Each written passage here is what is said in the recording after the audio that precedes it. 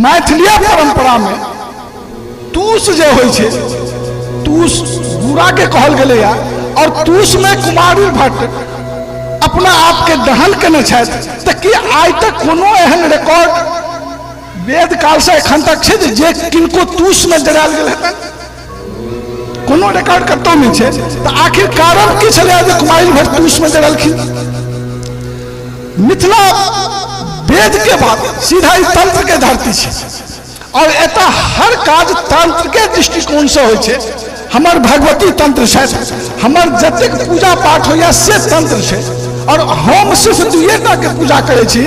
हमर मैथिल दुएटा के पूजा करे छला है, शिव के की शक्ति के। आंगन में महादेव के पूजा हो छल, घर में भगवती के प्रिय छै। तो फिर में पंचदेव के से चल। तो जखन वैष्णव धर्म मिथिलांचल में प्रवेश कलक शंकराचार्य के बाद, तहन तब पंचदेवोपासक भेलौं हैं। लेकिन तूस जे छै वो तंत्र के सबसे पहिल सीढ़ी छै। जहिना हम सब अपना धिया पुता के बेटा के संस्कार करे छी, उपनयन में पहिल बेर कान में गायत्री मंत्र दै छियै, हम ओइसे पहिल संस्कारित करे छियै वेद के लेल। तहिना अपना बेटी के हम सब पहिल संस्कारित करे छियै तुषारी पूजा। वही तूस के कलर का अलग अलग रंग में रंग का अब भोरे भोर हमर धी बेटी तुषारी पूजे छे महादेव के परिकल्पना कर। तो वो तूस जे छे वो तंत्र के सबसे पहिल सीढ़ी छे तूस।